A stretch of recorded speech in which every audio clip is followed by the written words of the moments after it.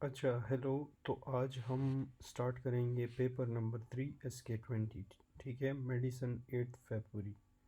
तो without wasting time we will directly begin. A researcher is studying the arginine cycle and its connection to the energy metabolism. During the investigation, they identify a key transporter involved in shutting fatty acid into mitochondria, which indirectly influences the availability of intermediates for the urea cycle. Which of the following is the most closely associated with this process? ठीक है, तो ये आपसे energy metabolism arginine cycle के बारे में पूछ रहे हैं।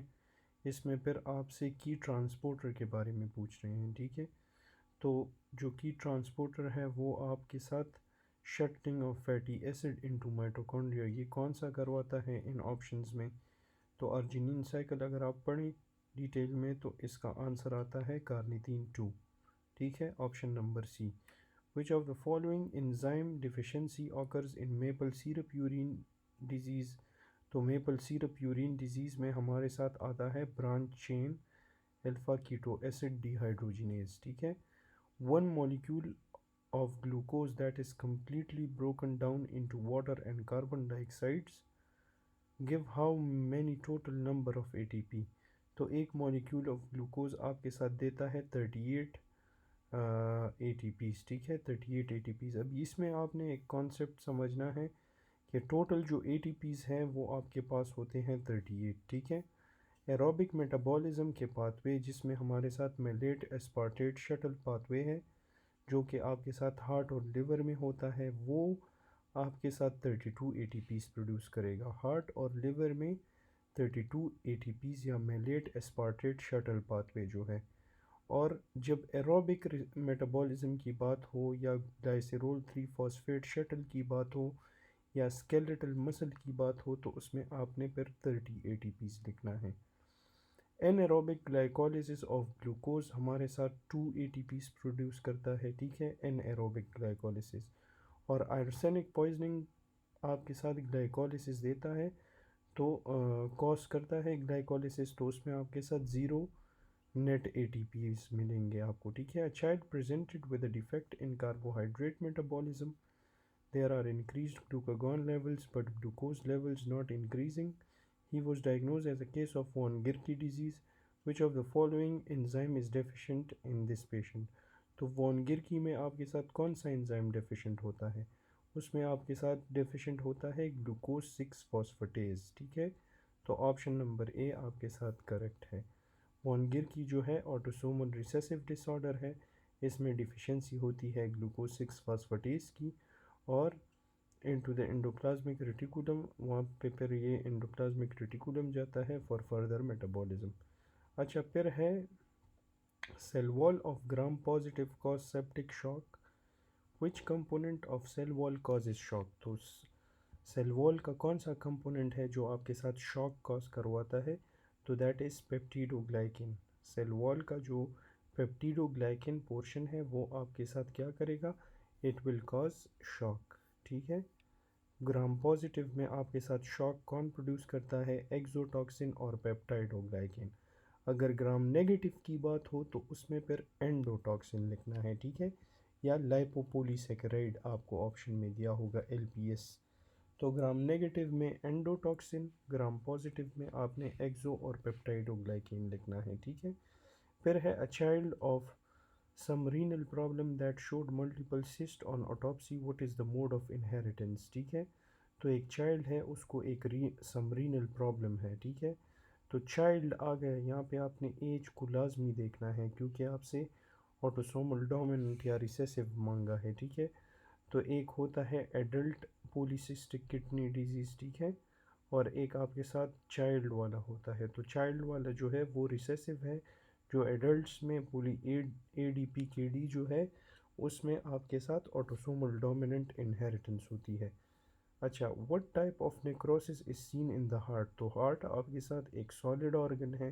सॉलिड ऑर्गन्स में हमारे साथ एक स्पेसिफिक टाइप की नेक्रोसिस होती है जिसे कहते हैं कोगुलेटिव नेक्रोसिस। ठीक है, seen in apoptosis on cellular level. तो सेलुलर लेवल पे आप एपोप्टोसिस में क्या देखते हो? उसमें आपको एक डीएनए का पैटर्न देखना होता है जो कि लैडर पैटर्न की तरह डीएनए आपको मिलेगा, ठीक है। अगर आप एपोप्टोसिस को सेलुलर लेवल पे देखते हो तो लैडर पैटर्न डीएनए आपको नज़र आएगा, ठीक है। फिर इसके बाद है 45-year-old man with a long history of alcoholism presented with severe epigastric pain, nausea, vomiting, fever, and an increase in serum amylase. Diagnosis of acute pancreatitis on chronic pancreatitis was made. In this condition, which of the following types of necrosis is the most characteristic, ठीक है। तो कौन सा है ये, आपसे pancreatitis की बात कर रहे हैं, एक्यूट पैंक्रेटाइटिस, क्रॉनिक पैंक्रेटाइटिस। तो इंजाइमेटिक और आपके साथ फैट नेक्रोसिस दो टाइप की होती है, एक ट्रोमेटिक एक इंजाइमेटिक, ठीक है। तो पैंक्रेटाइटिस में भी आपने याद रखना है कि आपके साथ क्या होती है, फैट नेक्रोसिस होती है, ठीक है। तो option B is correct. Liquefactive आपके साथ ब्रेन में होता है, ठीक है। कोगुलेटिव हमने पढ़ा कि सॉलिड ऑर्गन्स में होता है, ठीक है। टीबी में आपके साथ केशियस नेक्रोसिस होता है। Which of the following is the characteristic feature of malignancy. तो इसमें हमने एक डिमोनिक पढ़ा था MIP, metastasis is greater than invasion is greater than pleomorphism. तो MIP option C is correct. अच्छा, patient has HB 4.5 with indirect bilirubin 4 and recurrent jaundice with reticulocyte 10, ठीक है।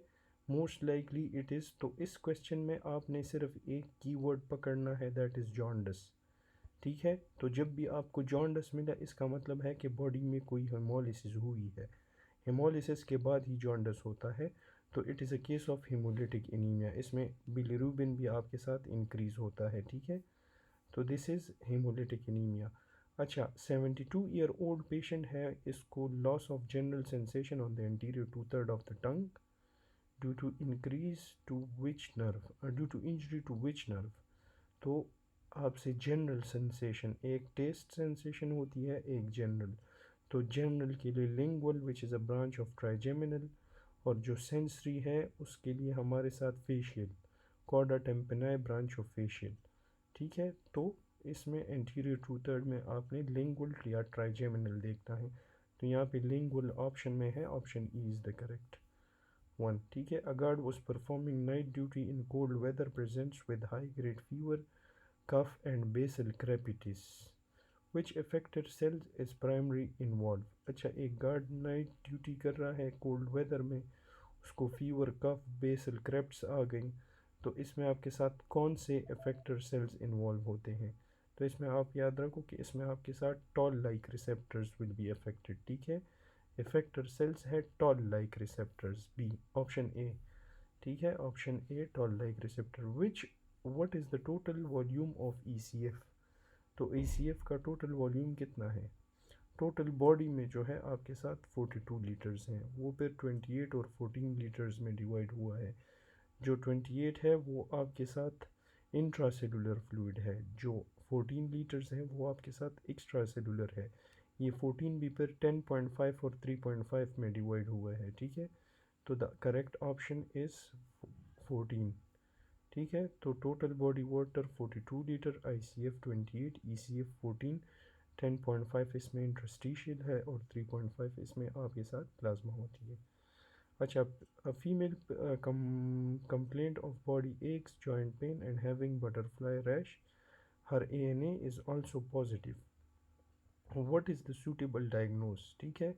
तो ये तो टिपिकल सिनेरियो है, आपको बटरफ्लाई रैश नज़र आ गया, ANA पॉजिटिव हो गया, तो this is the case of SLE, ठीक है। 70-year-old male presents with 6 month history of finger turning pale in cold Raynaud phenomena है, also having mild dyspnea with no wheeze, tight skin।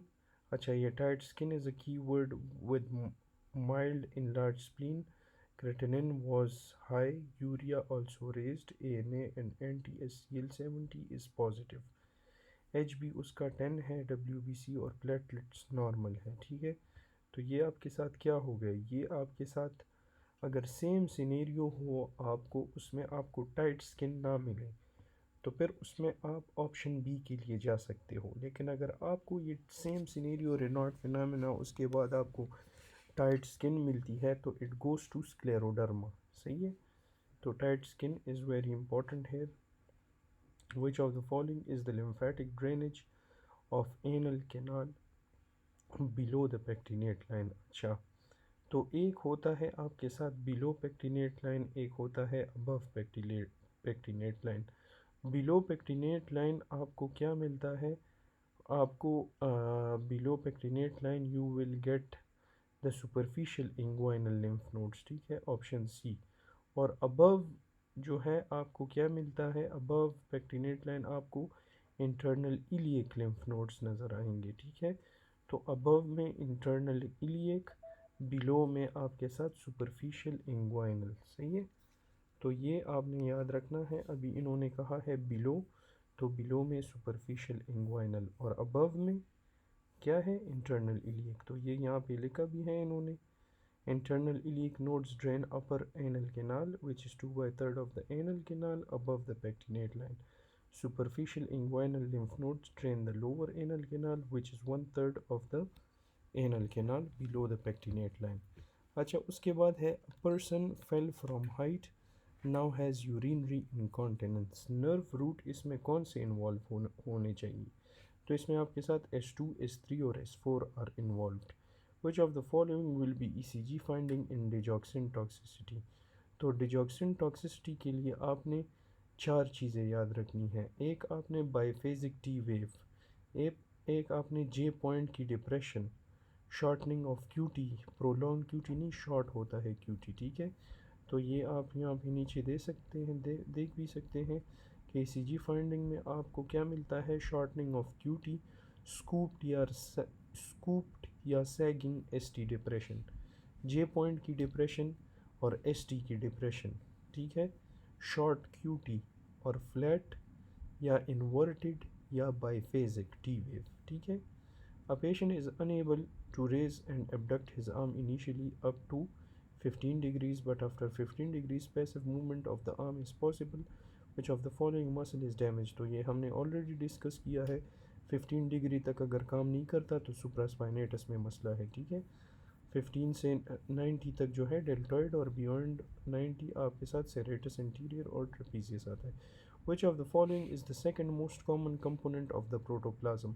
तो protoplasm में सबसे पहले आपको वाटर मिलता है, सबसे ज़्यादा 70% होता है तकरीबन। फिर उसके बाद आपको सेकंड मोस्ट प्रोटीन्स मिलते हैं, फिर लिपिड्स, ठीक है। तो option A is correct. 30-year-old male suddenly died after a sudden rise in blood pressure. At autopsy, the returned a ruptured vessel completely lacked the tunica media. At point of aneurysm, the most likely aneurysm is, ठीक है। तो अभी इसमें आपके साथ aneurysm के बारे में पूछा है, तो एनोरिज्म इसमें कौन सा होता है, इसमें बेरी एनोरिज्म होता है। जब आपको ट्यूनिका मीडिया में completely lacking vessels नज़र आते हैं तो that is berry aneurysm. What is the primary action of insulin on carbohydrate. तो इंसुलिन का जो प्राइमरी एक्शन है वो आपके साथ क्या करता है, ग्लाइकोलिसिस करता है, ग्लाइकोलिसिस को प्रमोट करता है, ठीक है, ग्लाइकोलिसिस को प्रमोट करता है। ये हमने पहले भी डिस्कस किया है। Kidney function is best estimated by, तो मेजर्ड में MI याद रखें, मेजरमेंट की बात हो जाए उसमें आइनुलिन है, एस्टिमेटेड की बात आ जाए तो उसमें फिर आपने सीरम क्रेटिनिन लिखना है, ठीक है। तो क्रेटिनिन क्लियरेंस, ठीक है, क्रेटिनिन क्लियरेंस। अगर आपको एक नेफ्रोलॉजी वार्ड की बात की हो कि वहाँ पे पेशेंट को कोई रीनल, फॉर एग्ज़ाम्पल उसको डायलिसिस है या उसको कोई रीनल पैथोलॉजी है, तो उसमें भी फिर आपने क्रेटिनिन क्लियरेंस देखना है, ठीक है। अगर आपने एस्टिमेट करना है उसमें भी क्रेटिनिन क्लियरेंस देखना है। अगर आपने किडनी फंक्शन को मेजर करना है तो उसमें आपने सीरम आइनुलिन लिखना है। अगर आपको इन्होंने रीनल ब्लड फ्लो की बात की है, ठीक है, या GFR इज़ कैलकुलेटेड बाय, तो कैलकुलेट में आपने फिर पैरा अमाइनो हिप्यूरेट लिखना है, option number D. If ureter are blocked then which of the following affect will be on GFR। तो ये आपने याद करना है कि GFR आपके साथ डिक्रीज़ किस स्टेट में होता है और इंक्रीज़ कब होता है। यूरेटर जब ब्लॉक होते हैं तो उसमें आपके साथ GFR डिक्रीज़ होता है, ठीक है। इंक्रीज जीएफआर एफेरेंट की डायलेशन होती है, ईफेरेंट की कंस्ट्रिक्शन होती है और प्लाज्मा प्रोटीन आपके साथ कम होते हैं। ठीक है, तो ये आपके साथ जीएफआर को इंक्रीज़ करेगा। डिक्रीज़ क्या होगा? एफेरेंट की कंस्ट्रिक्शन होगी, ईफेरेंट की डायलेशन होगी, प्लाज्मा प्रोटीन्स ज़्यादा होंगे और यूरेटर कंस्ट्रिक्शन में आपके साथ जीएफआर डिक्रीज़ हो जाता है। ठीक है, तो इन चार चीज़ों को आप एक डायग्राम बनाओ, तो उससे फिर आपसे ये चीज़ नहीं भूलेगी। ठीक है, तो इस तरह एफेरेंट को डायलेट करो और फिर उसमें बीच में प्लाज्मा प्रोटीन को कम या ज़्यादा करो और ईफेरेंट को कंस्ट्रिक्ट करो। तो इस तरह एक डायग्राम बनाओ, फिर ये आपसे नहीं भूलेगा। Decrease lymphatic flow due to, decrease lymphatic flow आपके साथ किसकी वजह से होती है? तो ये भी आपके साथ हेमोरेज की वजह से होती है। ठीक है, अभी इसमें भी आपने इंक्रीज और डिक्रीज लिम्फ फ्लो याद रखना है। तो इंक्रीज लिम्फेटिक फ्लो कब होगी? जब हाइड्रोस्टैटिक इंक्रीज होगा और ऑनकोटिक डिक्रीज होगा। ठीक है, ऑनकोटिक प्रेशर कम, हाइड्रोस्टैटिक ज़्यादा, तो आपके साथ क्या होगा? Lymphatic flow will increase. Lymphatic flow कब डिक्रीज होगी? जब आपके साथ हाइड्रोस्टैटिक प्रेशर डिक्रीज होगा और ऑनकोटिक प्रेशर इंक्रीज होगा और हेमरेज होगा, तो उसमें lymphatic flow will decrease. CD19, CD20 are characteristic of which of the following cells? CD19 और CD20 किस चीज़ के कैरेक्टरिस्टिक्स हैं? ठीक है, तो ये आपको याद होना चाहिए कि 1920 आपको बी सेल्स में मिलते हैं। ठीक है, epinephrine and non epinephrine are secreted by which of the following gland? तो एपिनेफ्रीन और नॉन एपिनेफ्रीन को कौन सिक्रीट करता है? इसको एड्रीनल मेडुला सिक्रीट करते हैं। ठीक है, एपिनेफ्रीन नॉर एपिनेफ्रीन को एड्रीनल मेडुला सिक्रीट करता है। तो एड्रीनल कॉर्टेक्स मेडुला, उनके डायग्राम्स आप देखें गूगल पे, उसमें आप आइडेंटिफाई करें कि मेडुला कौन सा है, कॉर्टेक्स कौन सा है। तो मेडुला आपके साथ एपिनेफ्रीन और नॉर एपिनेफ्रीन जो इनर पोर्शन होता है उसे मेडुला कहते हैं। ठीक है, तो वो आपके साथ एपिनेफ्रीन और एपिनेफ्रीन रिलीज़ करता है। 21 year old boy diagnosed with leukaemia. ठीक है, he has to undergo bone marrow biopsy for which bone marrow is taken.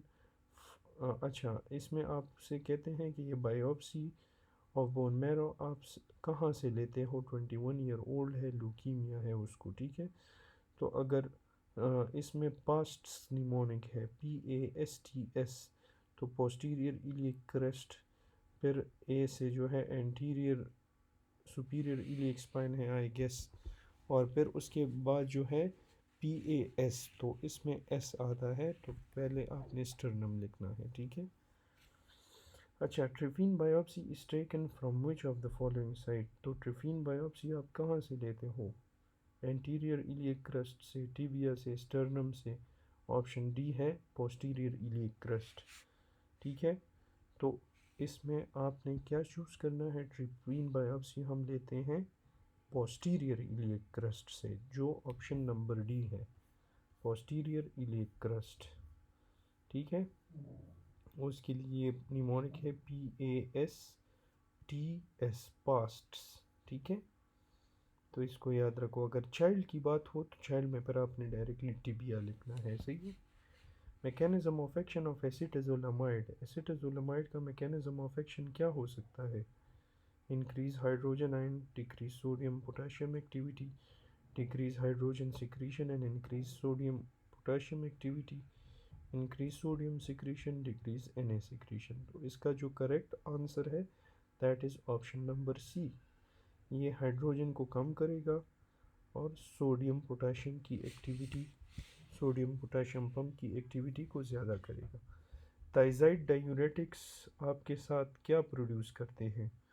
तो थायज़ाइड में सिर्फ पोटेशियम कम होता है। ठीक है, पोटेशियम आपके साथ हाइपोकेलीमिया, बाकी सारी चीज़ें आपके साथ ज़्यादा होती हैं। ठीक है, तो हाइपोकेलीमिया, हाइपरकेलीमिया आप इसमें नहीं लिख सकते। फिर उसमें जो है ग्लूकोज, ठीक है, और फिर आपने लिपिड्स देखने हैं, फिर आपने उसके बाद यूरिक एसिड देखना है, फिर आपने उसके बाद जो है ये कैल्शियम लेवल्स देखने हैं। ठीक है, तो हाइपर कैल्सीमिया अगर ऑप्शन में होता आप उसके लिए जा सकते हैं, ठीक है। हाइपरकैल्सीमिया भी नहीं है, हाइपोकैलीमिया भी नहीं है ऑप्शन में। हाइपरग्लाइसीमिया और हाइपर यूरिसीमिया दोनों ठीक हो सकते हैं, लेकिन पहले आपने क्या लिखना है, पहले आपने हाइपरग्लाइसीमिया लिखना है, ठीक है। पहले ग्लूकोज ज़्यादा होता है, तो this is hypokalaemia, hyperglycaemia, hyperlipidaemia, hyper uricaemia. इस सीक्वेंस से आपने इसको याद रखना है। Patient come with a brain lesion and there is formation of ring seen in the peripheral cornea. On investigation, what will be seen? ठीक है, patient आ गया, उसको जो है ब्रेन लीजन है और उसमें formation of ring seen in the peripheral cornea. तो ये आपके साथ विल्सन डिजीज़ की तरफ जा रहा है। विल्सन डिजीज़ में हम क्या देखते हैं, इंक्रीज सीरम कॉपर और increase copper in the blood, decrease serum ceruloplasmin, ठीक है। तो ये ऑप्शन नंबर डी हो गया। Which of the following involves the bone as a primary metastasizing site? ठीक है, तो ऐसा कौन सा ट्यूमर है जो आपके साथ पहले मेटास्टेसाइज या उसकी मेटास्टेसिस होती है बोन्स को? That is prostate, option number C prostate, ठीक है। 70-year-old man diagnosed case of HIV now presented with complicated pneumonia and not responding to antibiotics. Bronchoalveolar lavage shows board-shaped cyst. The organism causing this condition, तो जब भी आपने board shape cyst देखा उसमें आपने क्या लिखना है, नीमोसिस्टाइटिस जेरोवेसी, जेरोवेसी, ठीक है, नीमोसिस्टाइटिस जेरोवेसी, ऑप्शन नंबर ए, ठीक है। फिर इसके बाद है in mid shaft of humerus which nerve will be injured. तो mid shaft of the humerus में कौन सा नर्व डैमेज होता है? पोस्टीरियर ह्यूमरस में भी रेडियल होता है, मिड शाफ्ट में भी रेडियल नर्व होता है, ठीक है। शोल्डर जॉइंट में एक्सिलरी, एनाटॉमिकल नेक में आपके साथ रेडियल, सर्जिकल हेड में आपके साथ एक्सिलरी। तो इसमें मैंने एक निमोनिक बनाया है सारा, ठीक है। तो SARA, रेडियल में एनाटॉमिकल और S में A, ठीक है, सर्जिकल में axillary. Fracture shaft of humerus, shaft of humerus को फ्रैक्चर हुआ तो उसमें रेडियल नर्व और प्रोफंडा ब्रेकियाई आर्टरी, ठीक है। मीडियल एपिकॉन्डाइल में अल्नर नर्व और ulnar collateral artery. Supracondylar fracture की बात हो तो उसमें median nerve and brachial artery, ठीक है। Premenopausal women presents with breast carcinoma, which of the following is the drug of choice in her? Premenopausal women है, ठीक है, उसको ब्रेस्ट कार्सिनोमा हुआ है। एक पोस्ट मीनोपॉजल होता है, उसमें हम रिलॉक्सिफिन देते हैं, प्रीमेनोपॉजल में हम टेमोक्सिफिन देते हैं, ठीक है। Which of the following carcinoma is associated with Barrett esophagus? तो Barrett लोअर 1/3 ऑफ esophagus में होता है, स्टमक के साथ जो नज़दीक कार्सिनोमा होता है दैट इज़ एडिनो कार्सिनोमा, ठीक है। तो लोअर 1/3 में आपको एडिनो कार्सिनोमा नज़र आएगी। अच्छा, which of the following type of epithelium lining the lower 1/3 of oesophagus? तो लोअर 1/3 ऑफ एसोफेगस के लिए कौन सा एपिथेलियम रिस्पॉन्सिबल है? वो आपके साथ है stratified squamous epithelium, option number C, stratified squamous epithelium आपके साथ लोअर 1/3 ऑफ एसोफेगस में होता है। A man smokes 20 packs per month and he works in a factory and he develops lung cancer. Which carcinogen in the cigarette causes the lung cancer? तो cigarette में कौन सी चीज़ आपके साथ कैंसर कॉज करती है? वो हाइड्रोकार्बन्स हैं, ठीक है। प्लास्टिक फैक्ट्री वर्कर में एंजियोसार्कोमा होता है, प्लास्टिक फैक्ट्री वर्कर है उसके साथ वो स्मोकिंग भी कर रहा है तो लंग कार्सिनोमा पर आपने लिखना है। हाइड्रोकार्बन्स ले रहा है और एरोमेटिक एमाइंस भी ले रहा है तो ब्लैडर कार्सिनोमा हो सकती है। स्मोकिंग और हाइड्रोकार्बन, तो lung cancer is greater than bladder, ठीक है। फिर लिवर कैंसर में alcohol is greater than aflatoxin is greater than smoking. Transitional bladder carcinoma में स्मोकिंग आता है, फिर एमाइंस, फिर हाइड्रोकार्बन। स्क्वेमस सेल कार्सिनोमा में शिस्टोसोमा सबसे पहले आता है, फिर स्टोन्स और फिर इंडवेलिंग कैथेटर, ठीक है। तो ये आपके साथ स्क्वेमस सेल कार्सिनोमा में होते हैं। तो ये बहुत काफ़ी इम्पोर्टेंट है, इससे अक्सर MCQ आता है। 45-year-old non-smoker male presents with progressive shortness of breath. wheezing and a chronic cough. He has no history of asthma or occupational exposure, but reports that his father had similar symptoms. On examination he has hyperinflated lungs, decreased breath sounds, ठीक है, and no peripheral edema. Which of the following is your diagnosis? ठीक है, तो ये सारे के सारे symptoms आपके साथ अल्फा वन एंटीट्रिप्सिन डिफिशेंसी की तरफ जा रहे हैं। ठीक है, सारे के सारे सिम्टम्स कहाँ जा रहे हैं? अल्फा वन एंटीट्रिप्सिन डिफिशेंसी की तरफ। ठीक है, तो cancer most prevalent in the male of Karachi. Karachi में सबसे ज़्यादा लोग पान वगैरह खाते हैं, तो वहाँ पे क्या होता है? ओरल कैंसर सबसे ज़्यादा होता है। ठीक है, अच्छा, फिर उसके बाद जो है 18-year-old male is brought to the hospital in altered sensorium. ठीक है, he is taking shallow and slow breaths. His breath has a few fruity smell. तो fruity smell में ही किस्सा ख़त्म। And ABG pH 7.20, urine ketones भी आपके साथ positive है, ब्लड ग्लूकोज भी बहुत ज़्यादा है, तो this is a case of DKA.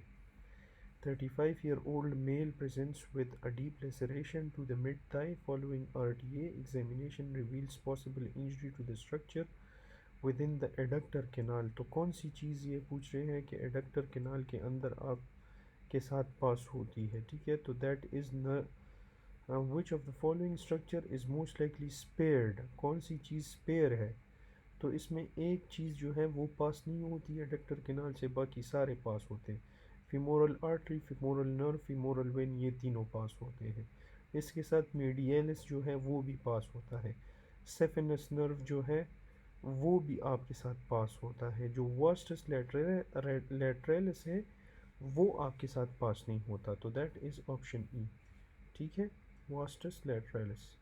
50-year-old male presents with sudden onset of severe right eye pain, headache, nausea and blurred vision. Examination reveal a right intraocular pressure of 30 mg and a left intraocular pressure of 15 mg.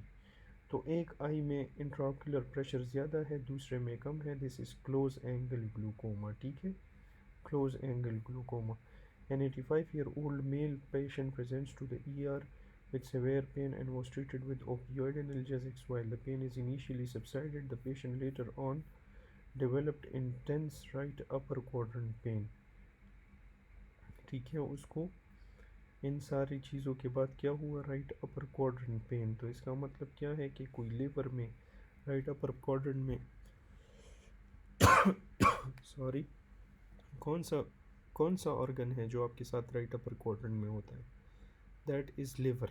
ठीक है, तो liver में क्या होगा? Hepatocyte dysfunction. 58-year-old patient presents with for a routine checkup. Laboratory testing reveal a VDRL titer of 1.30. With a negative HIV test, the patient has no history of syphilis treatment and denies symptoms such as rash, genital ulcer, neurological deficit, or cardiovascular issues. What is the next best step in management? तो इसमें आप next best step क्या करोगे? ये सारे के सारे issues हैं, VDRL ज़्यादा है, HIV नेगेटिव है, सिफिलिस की हिस्ट्री है, बाकी कोई प्रॉब्लम वगैरह नहीं है, तो आप करो FDA, ABS और TPPA test for confirmation, option number B. ठीक है, तो आपने इसके लिए ये करना है FDA, ABS और TPPA test for confirmation.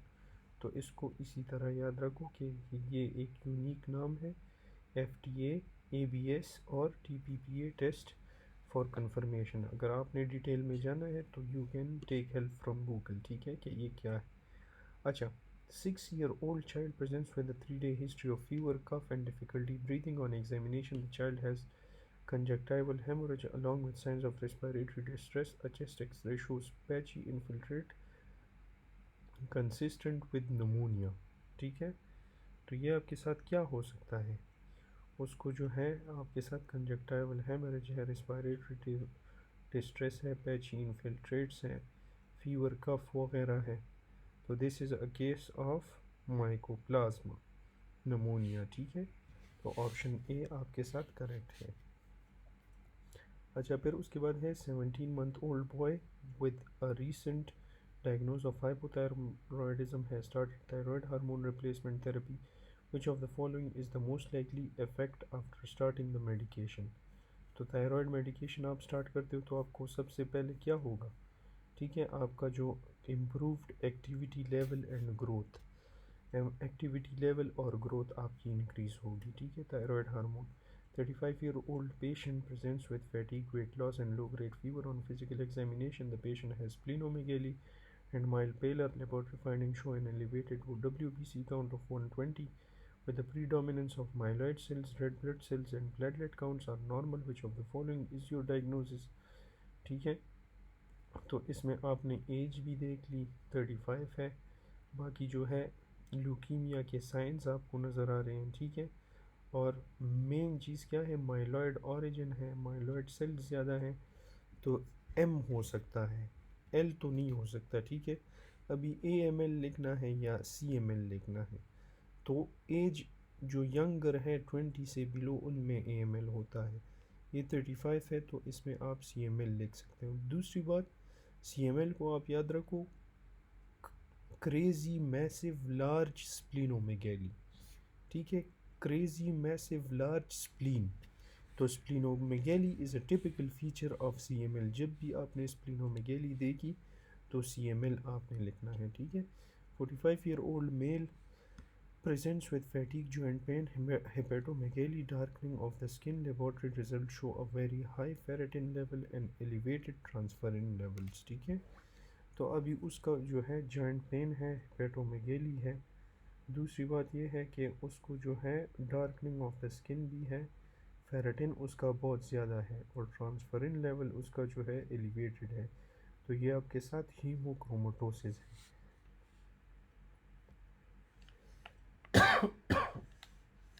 Sorry for this. अच्छा, this is a case of haemochromatosis, ठीक है।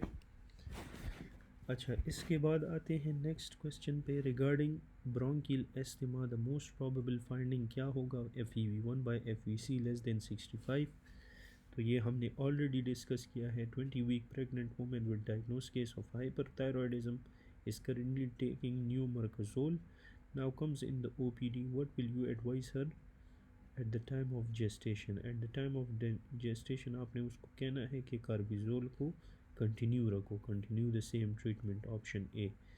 20-year-old female presents with in the OPD, BP उसका 140/70 है, पल्स 102 है, डायरिया, वेट लॉस, स्वेटिंग स्वेटनिंग है, rest of the examination is normal. Which of the following test you will use to confirm the diagnose. तो उसमें आपने कौन सा test करना है, आपने TSH करना है, ठीक है। तो TSH कम होगा, दैट्स वाई उसकी BP भी ज़्यादा है, पल्स वगैरह भी ज़्यादा है। तो सब ज़्यादा चीज़ें आपके साथ कहाँ पे होती है, वो आपके साथ हाइपरथायरॉयडिज्म में होती है। हाइपरथायरॉयडिज्म में T3 T4 ज़्यादा होता है, TSH आपके साथ कम होता है। अच्छा, पेनफुल जेनिटल अल्सर्स, एक होता है पेनलेस, पेनलेस आपको सिफिलिस में मिलता है, ठीक है। पेनफुल आपको हर्पीज सिम्प्लेक्स वायरस में मिलेगा, ठीक है। पेनलेस आपको सिफिलिस में मिलता है और पेनफुल आपको कब मिलेगा, ये आपको मिलेगा हर्पीज सिम्प्लेक्स में। 35-year-old male presents in the dermatology OPD with complaints of painless ulcers on the glans penis. Which of the following is the cause, ठीक है। तो अभी मैंने आपको ऊपर बता लिया कि पेनलेस अल्सर की बात हो जाए तो उसमें सिफिलिस लिखना है, ठीक है। पेनफुल अल्सर में बेहसेट आता है, जेनिटल हर्पीस और चैंक्रोइड, हेमोफिलस डुक्राई, ठीक है। तो ये तीन चीज़ें आपके साथ पेनफुल दर्दनाक जेनिटल अल्सर्स कॉज करेंगे, ठीक है। हर्पीज़ बेहसेट, हेमोफिलस डुक्राई भी याद कर सकते हो, इस पे भी MCQ आया है, और चैंक्रोइड को भी याद रख सकते हो। पेनलेस में आपके साथ सिफिलिस आता है और लिम्फोग्रेनुलोमा वेनेरम, ठीक है। उसके अलावा आपके साथ ये भी आ सकते हैं ग्रैनुलोमा इंग्वाइनल। अभी पेनलेस अल्सर की बात हो और पेनफुल लिम्फ नोड की बात हो तो लिम्फोग्रेनुलोमा वेनेरम, पेनफुल अल्सर की बात हो, पेनलेस लिम्फ नोड की बात हो तो HSV, painless ulcer plus painless lymph node की बात हो तो उसमें आपने सिफिलिस लिखना है। 24-year-old lady who is 6 months pregnant, complains of generalized weakness and lethargy. Her HB is 9.8 with MCV उसका कम है, MCH भी उसका जो है कम है, फेरेटिन उसका भी आपके साथ नॉर्मल है 50 to 150, I think that is normal. ठीक है, तो ये आपके साथ क्या हो सकता है, ये आपके साथ MCV कम है, this is iron deficiency anaemia. ठीक है, थैलेसीमिक ट्रेट हो, उसके साथ MCV लो हो, फेरेटिन नॉर्मल हो, तो ये क्या होगा, थैलेसीमिक ट्रेट होगा, MCV लो है, फेरेटिन भी लो है, तो this is a case of iron deficiency. जब लो आयरन और लो नॉर्मल थैलेसीमिया, लो नॉर्मल थैलेसीमिया और लो आयरन। ठीक है, अ mail patient presented to you with history of severe headache and vomiting at the start of the day. There was a tumor suspicion on radiography. Which of the following, which was in cerebellar area involving granular layer, what it can be? ठीक है, तो ये आपके साथ medulloblastoma हो सकता है। ठीक है, ऑप्शन नंबर सी। मेडुलोब्लास्टोमा आपके साथ क्या होता है, ये अराइज करता है external granular layer of the cerebellum से, और इसके सिम्टम्स आपके साथ मॉर्निंग हेडेक और स्टम्बलिंग गेट होता है, उसमें उसके अलावा फ्रीक्वेंट फॉल्स भी आपको नज़र आते हैं। सही है। अच्छा, अभी इसके बाद एक मिनट। अच्छा, patient having fever cough with sputum infiltrate on chest x ray, gram positive, catalase negative. ठीक है, organism isolated on culture is gram positive है और कैटलेज नेगेटिव है, तो कैटलेज नेगेटिव आपके साथ स्ट्रेप्टोनीमिया है। ठीक है, स्ट्रेप्टोनीमिया इज़ कैटलेज नेगेटिव। फिर इसके बाद है which of the following vitamin deficiency occur in pancreatectomy. ठीक है, पैंक्रियास को आपने रिमूव किया। ठीक है, तो उसके बाद क्या होगा, आपके साथ कौन से वाइटामिन की डिफिशिएंसी होगी, तो जो फैट सॉल्युबल वाइटामिन है उनकी डिफिशिएंसी ADE तो डी है ऑप्शन में, that is C. Female patient presents with increase frequency and urgency was diagnosed as UTI. Case microscopy shows gram negative motile rods, urease positive, lactose non fermenting on मेकान की अगर, और इसका जो most likely organism है अभी इसको UTI case है, urgency है, फ्रीक्वेंसी है, आपको यूरिएस positive, this is a main keyword. यूरिएस positive कौन सा है, प्रोटियस मिराबिलस। ठीक है, प्रोटियस मिराबिलस इज़ यूरिएस पॉजिटिव। अच्छा, फिर उसके बाद है patient known case of gastric ulcer now present in OPD with complaint of dental pen.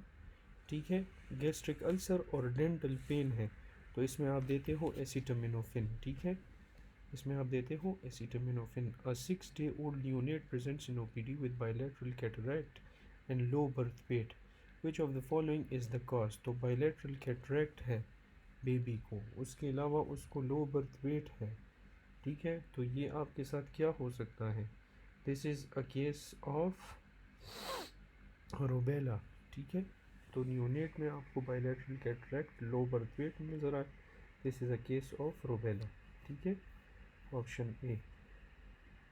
अच्छा, which of the following hormone does the pregnancy test detect.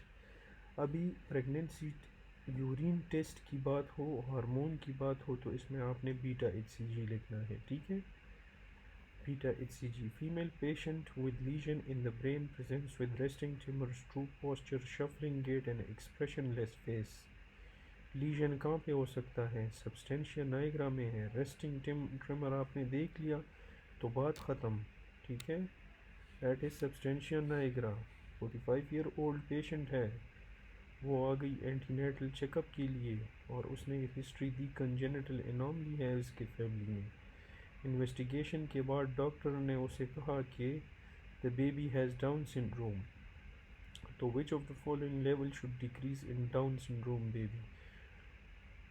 Down syndrome में क्या चीज़ कम होती है, आपके साथ डाउन सिंड्रोम में AFP कम होता है। ठीक है, AFP ज़्यादा कब होगा, AFP विल इंक्रीज इन एनेंसेफेली।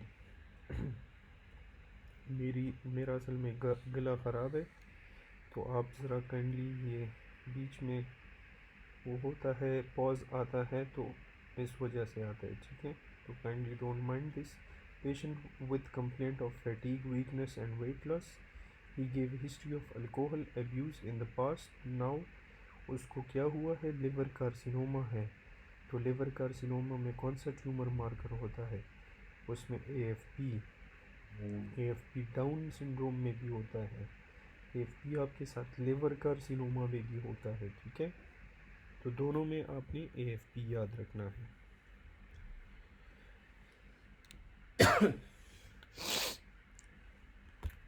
अच्छा, the coronary sinus is derive from which of the following embryological structure. तो कोरोनरी साइनस को आप कहाँ से डिराइव करते हो, ये left horn of sinus venosus से, ठीक है। डक्टस आर्टीरियोसिस से लिगामेंटम आर्टीरियोसिस डिराइव होता है। वेनोसिस से ligamentum venosum. Left horn of sinus venosus से कोरोनरी साइनस। राइट हॉर्न नहीं होता। ओवेल से फोरामन ओवेल से फोसा ओवेलिस आता है, ठीक है। ये बहुत दफ़ा रिपीट हुआ है। एलेंटॉइस टू यूरेकस आपके साथ मीडियन अम्बिलिकल लिगामेंट, तो UN से याद रखो, UN। और यूरेकस में आपने मीडियन लिखना है, ठीक है। N और मीडियल में आपने अम्बिलिकल आर्टरीज लिखना है, ठीक है। तो UN और UL, ठीक है। यहाँ पे एक U से आप यूरेकस के साथ मीडियन, और इसको आप UML याद रख सकते हो। तो UML में क्या होगा, अम्बिलिकल और मीडियल। अम्बिलिकल वेन में लिगामेंटम टीरीज हेपेटिस, नोटोकॉर्ड में न्यूक्लियस पल्पोसिस, ठीक है। अच्छा, उसके बाद है an immunocompromised patient presents with white patches in the oral cavity, तो क्या ट्रीटमेंट देनी चाहिए, नेस्टेटिन रिपीटेड, ठीक है। 6 month old infant presents with a history of severe cough episode following whooping cough. During inspiration, the parent reports that the baby has had nasal congestion and mild fever before the onset of paroxysmal coughing. Which of the following is the causative agent? इसका causative agent क्या है, ये pertussis का scenario है ना, तो बोर्टेडेला pertussis होना चाहिए। ऑप्शन डी है, ऑप्शन डी में बिल्कुल पड़ा हुआ है, ठीक है। अच्छा, सेरेब्रल वेन आपके साथ एक्सटेंशन ऑफ किस चीज़ की एक्सटेंशन होती है, या CSF ड्रेनेज या सेरेब्रल वेन्स के tributaries that are dural venous sinuses, ठीक है। Option D, what is the common feature of primary adrenal insufficiency. तो एड्रीनल इंसफिशिएंसी में आपको हाइपरकेलीमिया, ठीक है। जो हाइपर अल्डोस्टेरोन है उसमें हाइपरटेंशन हाइपोकेलीमिया, एड्रीनल उसका ऑपोजिट है, हाइपोटेंशन हाइपरकेलीमिया, ठीक है। A patient presents with gynecomastia and tall height with infertility. Karyotype shows double X and 1Y. Double X 1Y simple Klinefelter. A patient wished to take supplement or vitamin for rejuvenation. Came across the info on internet that this vitamin deficiency is similar to that of B12 except for anemia in the patient with liver and biliary tract disease. तो liver और biliary tract में आपको कौन सा vitamin मिलता है, that is vitamin E, ठीक है। वाइटामिन ई एंटीऑक्सीडेंट भी है, ये भी याद रखना है। एंटी एजिंग के लिए भी इसको लोग यूज़ करते हैं, उसके अलावा एंटीऑक्सीडेंट भी है। Which of the following glands produces wax, तो कौन से ग्लैंड्स आपके साथ वैक्स प्रोड्यूस करते हैं, दीज आर सेरेम्यूनियस ग्लैंड्स, सेरोमिनस सेरोमिनस ग्लैंड्स, ठीक है। तो जैसे भी आप इसको प्रोनाउंस करते हो, लेकिन ये चीज़ पिक करनी है। 35-year-old male presents in the ER after a blunt trauma, chest trauma in the RTA. On examination, there was upward displacement of the diaphragm during inspiration. Noted which of the following nerve is injured during RTA. तो RTA में आपके साथ कौन सा nerve इंजर हुआ है, blunt chest trauma है, ठीक है। Upward displacement of the diaphragm, this is important, ठीक है। तो ये डायफ्राम का नर्व कौन सा है, that is phrenic nerve B. 30-year-old patient present after RTA with discomfort in the left leg of the chest. Imaging reveals herniation of the abdominal content in the thoracic cavity. Which of the following is the most likely cause of herniation? अभी ये इन्होंने आपको simple बात की है कि abdominal contents आपको thoracic cavity में नज़र आ रहे हैं, तो thoracic cavity में this is diaphragmatic hiatus। Hoarseness of voice किसके साथ एसोसिएटेड है, रिकरेंट लेरेंजियल के साथ। Young female had diagnosed MDR TB taking second line anti TB drug. After taking drug she has developed TB drugs लिए, उसके बाद thyroid problem उसको शुरू हुई। तो कौन सा टीबी ड्रग है जो थायराइड प्रॉब्लम कॉज करता है या हाइपोथायरॉयडिज्म करता है, वो आपके साथ क्या है, that is ethionamide. Option B ethionamide, option B ethionamide. अच्छा, फिर है patient person with skin pigmentation and central obesity came in follow up for evaluation. He has ACTH level report that shows decline pattern after DEXA। तो ये मैंने triple D से याद किया है, डिक्लाइन डेक्सा डिजीज़। ठीक है, तो डिक्लाइन पैटर्न ऑफ डेक्सा क्या होता है, cushion disease not syndrome.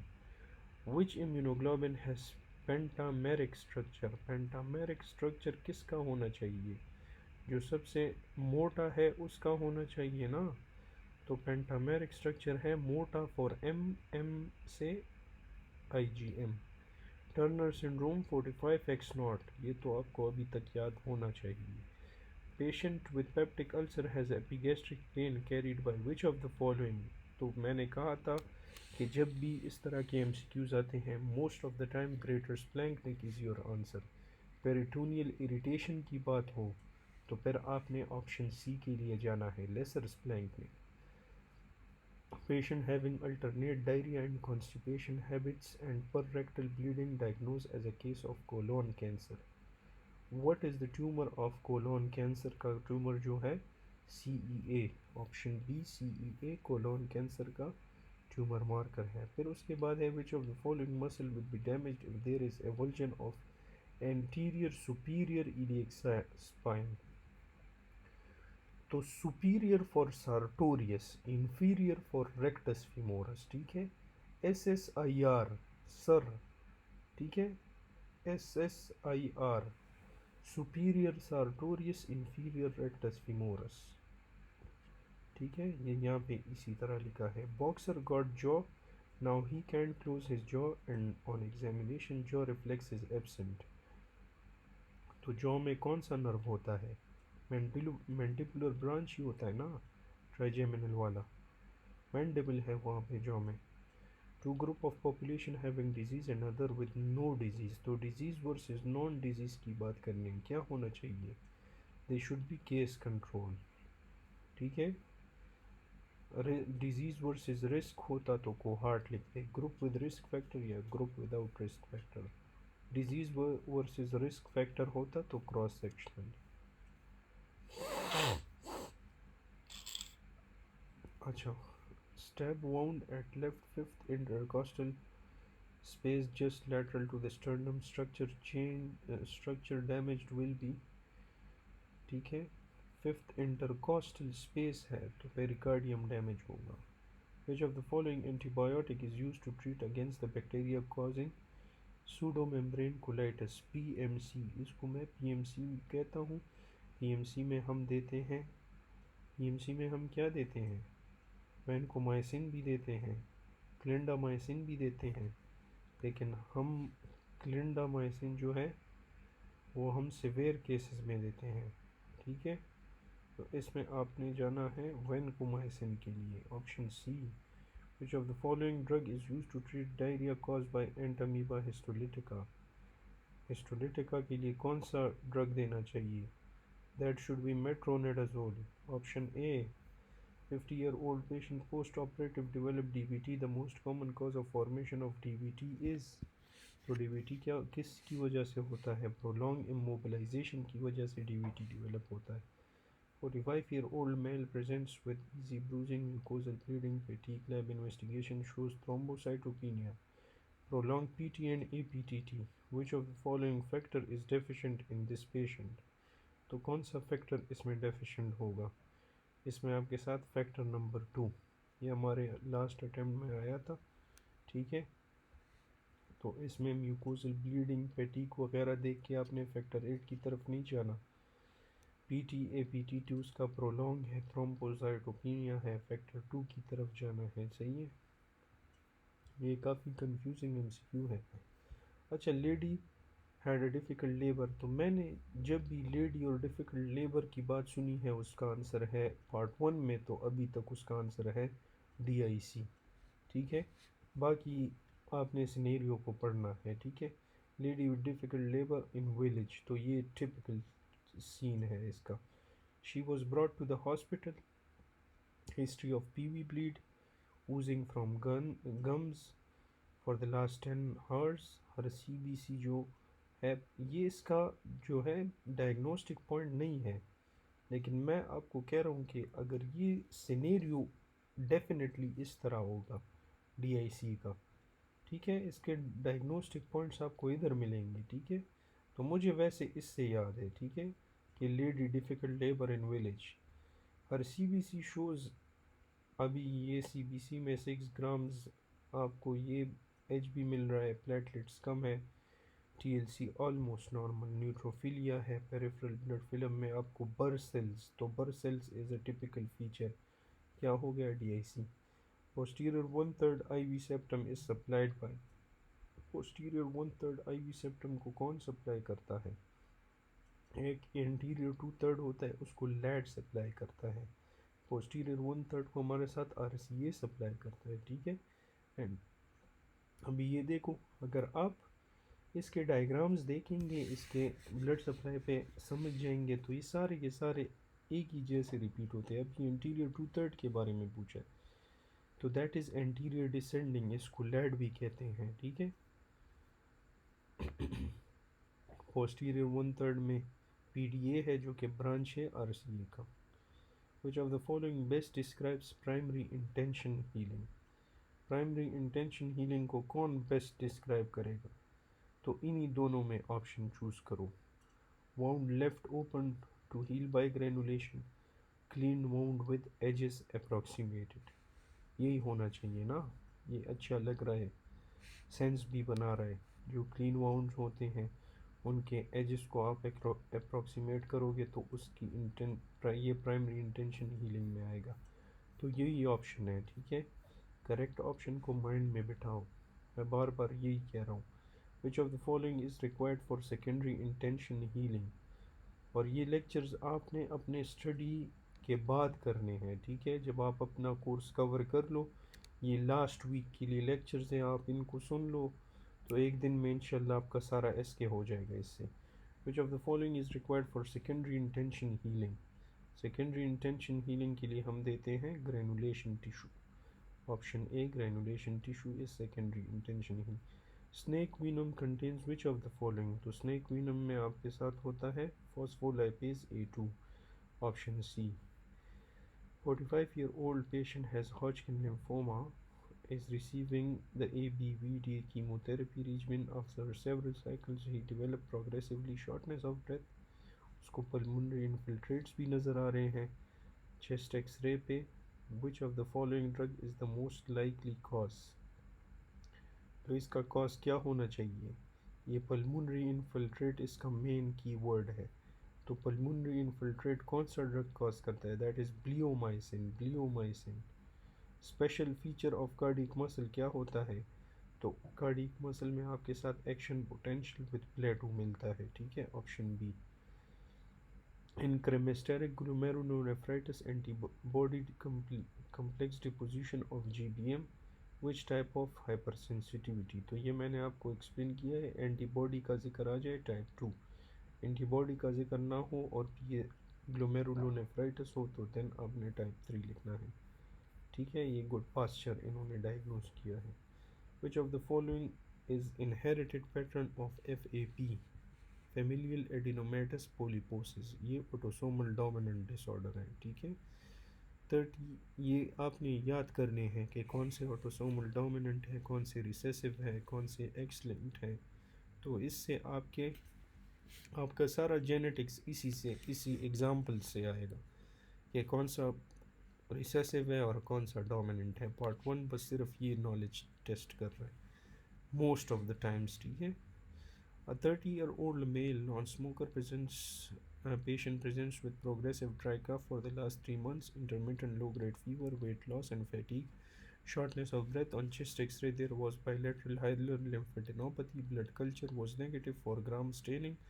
Tuberculin test उसका नेगेटिव है. Which of the following is the next best step in definitive diagnosis. ठीक है, तो डेफिनेटिव डायग्नोसिस के लिए नेक्स्ट बेस्ट स्टेप आपका कौन सा होना चाहिए. ये जो है इसमें आपने एक वर्ड के लिए ख्याल रखना है. ठीक है, वो एक वर्ड आपके साथ क्या है. सब कुछ तो इसके नेगेटिव है. ठीक है, लेकिन ये टीबी का सिनेरियो है. ठीक है, प्रोग्रेसिव ड्राई कफ है, इंटरमिटेंट लो ग्रेड फीवर, ये टीबी बायलैटरल लिम्फेडेनोपैथी है. ठीक है, ट्यूबरकुलिन ग्राम स्टेनिंग, ये सारे के सारे आपके साथ नेगेटिव है. तो टीबी में हम क्या करते हैं, HRCT. ठीक है, hydrogen potassium pump in the stomach is an example of which of the following.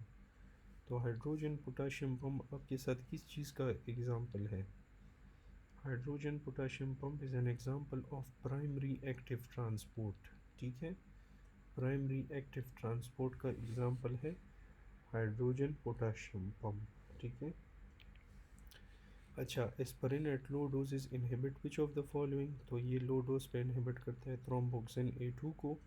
22 year old female in the ER after ingesting, उसको ब्रॉड किया in the ER after ingesting large number of aspirin tablets. She complains of nausea and vomiting, dizziness, confusion. ABG 7 point, pH 7.28 है, PCU 232 है, HCU 3 is 14. Which of the following is acid base balance in this patient. ठीक है, imbalance in this patient. तो ये आपके साथ क्या होगा, this is metabolic acidosis. Patient present in ER with shortness of breath, pH 7.35 है, तो acidosis है. PCO2 को देखना है, तो ये क्या हो गया, ये ज़्यादा है, तो ये आपके साथ रेस्पिरेटरी एसिडोसिस की तरफ चला गया. ठीक है, HCO3 भी कम है, इसका भी मतलब है कि एसिडोसिस है. ठीक है, तो this is respiratory acidosis. 30-year-old athlete participate in an intense. अच्छा ना यार.